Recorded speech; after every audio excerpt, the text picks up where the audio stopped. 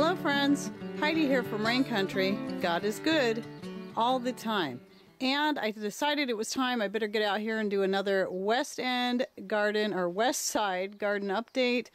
This is just right alongside my old dance studio, which is now my big workroom. And so that's why it all looks like this. It was a patch that I started. I used to just have really narrow, about right out to here, and just had a few rose bushes in there. And then over the years, as I got serious into wanting to grow medicinal herbs and edible, things for us to help reduce our grocery bill and be able to grow things that were just more natural, healthy, non-GMO, and organic, this was one of the areas on our small space that I decided to expand. And so right now we only have a small walking path here because we have this huge wood pile. And there's a reason why this is still here around the apple tree. Eventually this will be moved, but we've got some work to do on our back fence before we can stack it where it's supposed to go. Long story short there. Anyway, so right here on this end, this is my horseradish. You wouldn't have probably, I don't think it was up in my last video. It was probably just starting to grow in the last update I did of this. I got some nasturtium. This was just self-seeded. And then there's a random potato plant because yes, every so often after I plant all my potato seeds that I'd saved from last year, or my seed potatoes, I'll just take some of the extras and plant them in random places just to see how they'll do. Now I did a few out here last year and I got a few potatoes. It was worth it just for the, because I had the space, so I put it in there, and even though I only got a couple of potatoes off of each plant, it was still worth it to get a couple more potatoes. Here's one of my feverfew plants. I have tons this year.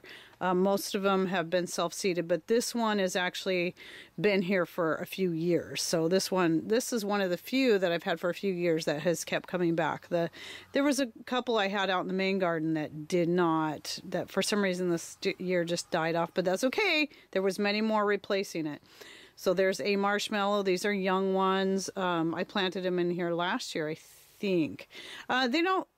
They're doing okay, but they're not flourishing as well as the ones on the opposite side around the corner.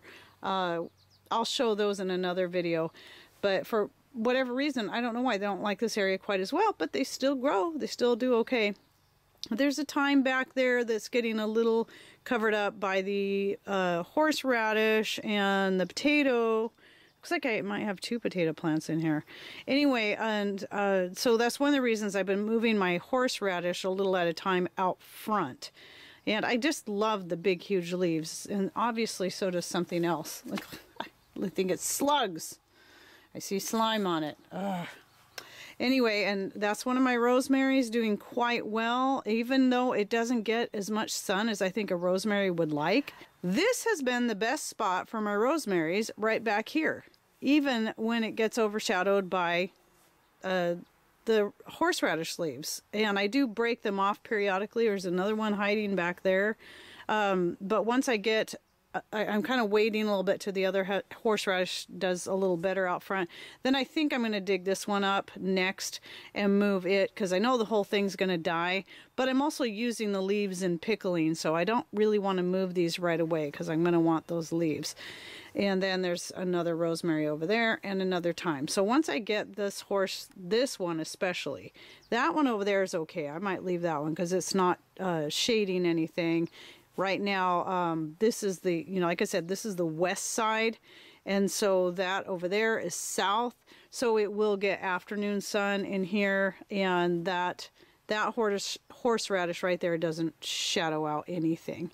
And oh, this is new, the daylily. I got a few daylilies from a neighbor down the road, because daylilies are edible, and they're pretty, so I wanted to get a few in my garden. And it's getting ready to bloom. And then this is one of those English or elephant garlics right here. Okay, let's move on down. There's my peppermint. I've been just getting tons and tons of peppermint. This is just another one of the many peppermint spots I have. Or I have three main ones. One is around this apple tree behind me, but it's covered up in that wood right now. So it's coming up through the firewood though. And I've still been harvesting some off, as you can see, and using it. And anyway, So there's my woolly lamb's ear. It's going to start flowering pretty soon, and I would like to, in fact, I should do this today, get out here and get some more leaves, because I have one more jar at least that I would like to finish filling up before this starts to flower and it stops producing so many leaves. And then I don't know what that is. I don't know if it's something that just a random thing that just came up this year, or if it could possibly be the licorice root I planted out here a couple years ago and it never did anything. So I really am not sure. Oh yes, and that is another rosemary. So I have, okay, 1, 2, 3, 4... I have 5 rosemary plants back here. So this one's doing really good because it gets a lot more light. It's not quite covered up. And then the first one I showed you is doing really good. Okay, and then this is my mojito mint right here.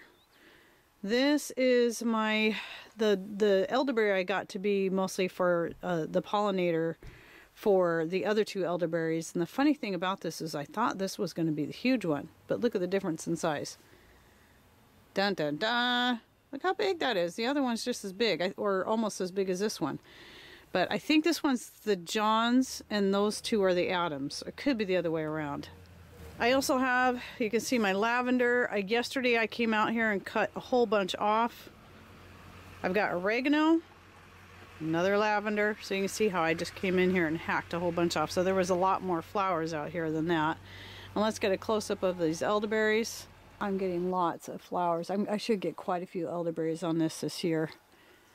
But yeah, you have to have 2 varieties. You know, these are all Sambucus nigra, and so you have to have 2 varieties for them to pollinate each other. So that's why I have that little one over there. I didn't find out till after I bought these 2. And even though I bought them all the same year, I bought 2 and then I went and bought another one. But that's why these are different. Now that one over there actually last year put out more berries than these 2 bigger ones. The clusters were bigger, so I thought that was interesting. There's another woolly lamb's ear. Now this is another lavender. I believe it's an English lavender, but it must be a different variety of English lavender because the flowers on this are so much lighter, and the whole thing just looks more wispier and delicate. This is my oldest lavender plant. You can see how big this is. I mean, it's massive. And so this year, when it's all done, I'm going to cut a bunch of it back because it's just spreading out. And I've got so much lavender right now, I don't even know what to do with it all. I've got a lot. And I would dehydrate up all of it if I had the time, but I'm running my dehydrators all the time and just can't keep up on it. This is the orange mint. I pulled up most of it early in the year, and now it's filling back in again, which I knew it would, and this is good. I don't mind keeping some. I'm really liking the orange mint for putting into the chickens and nesting boxes. And yes, where is it? There's another potato plant here somewhere, right over there. I got a couple of wild pansies that just reseeded themselves in a pot, and I transplanted out here. Remember that little pot that I thought I'd put a bunch of basil seed in? And whatever happened to that, I don't know. Well, a whole bunch of pansies came up in its place. But here is one of my ashwagandha plants. It's just doing so-so here. Again, I usually try things here, there, and everywhere. This is a yarrow I transplanted out here. That is a valerian for sure. The one thing I pointed to in the front garden, somebody helped me identify it, and sure enough, she was right. And so it's not something I want growing, so I pulled it up. The leaves looked very similar to the valerian at first, but then it shot up and I realized, what is this thing? But anyway, and there's a random borage that came up, as is, some of this red mustard. Some of this I'm leaving, but I didn't intentionally plant this here, but some of the soil was brought from around back where I had lots of red mustard and borage growing, so I did want some borage out here, so this is good. It's a great attractor for the bees and stuff, and so, and borage is just a great herb all the way around. So there, and then this is my second large elderberry. Like I said, I think the two big ones are the Adams and the other one's the Johns. I could be wrong. And then there's that, when I talked about sage in that one video, that was just about sage, this is the one that got flowers on it. You can still see a couple flowers right down there under that feverfew. All this feverfew back in here is some that just came up on its own. And I almost missed something back here. There is my white rose, but this year it's been getting a little bit more color to it, which is kind of interesting. It's got just a little blush color right there in the center of it, so it's really pretty. But I do the same with this as I do with my other rose. I just pick them rose petals and I use them for all kinds of things. Another marshmallow, more oregano, more catnip that I didn't think was going to come back here this year. But now it's starting to do good, and I'm glad to see that. And yep, another random potato that's not looking too happy, and it's probably because it's being attacked by slugs. Because all our front areas didn't get the chickens going through them last year, and so they're still being attacked by slugs. And I know some of you who are new are going to want to tell me all the great advice about natural slug methods, but I'm telling you, here in rain country, up to 160 inches of rain per year, the level of slugs we get is all the natural methods, the beer, the diatomaceous earth, that kind of stuff. It doesn't work for us here, but the chickens are working. So anyway, this is my other rose bush. This is my main one, and I had a lot more. I just narrowed it down, and so I could put these other things in here, and then kept a few for using for skincare, for flavoring things, for making whatever, adding color, vinegars, hair vinegars, and so on.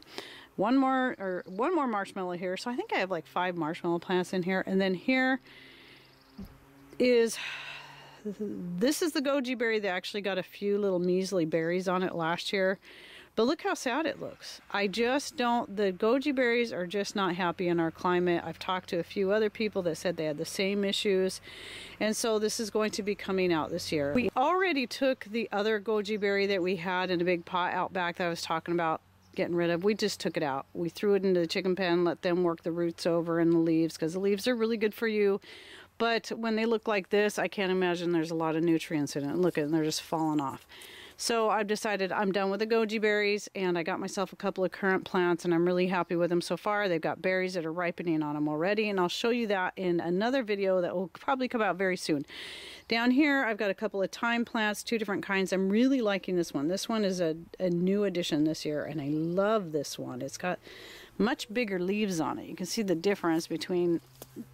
You can see the difference here between this just average, this is just your standard thyme right here, and then this. And I'm really liking the flavor and the color and the look of this one. It's just beautiful. And hopefully this will do well here throughout the winter. This one I transplanted over here, so this is a new spot. We'll see how these do. But anyway, yeah, this goji berry is going to come out, and I will probably put another type of berry in here, whether it be I go and get one more currant and put it in here, or because I've got 2 right now, or I just try something new, because a honeyberry is something that supposedly is supposed to do good here, and I would really like to give it a try.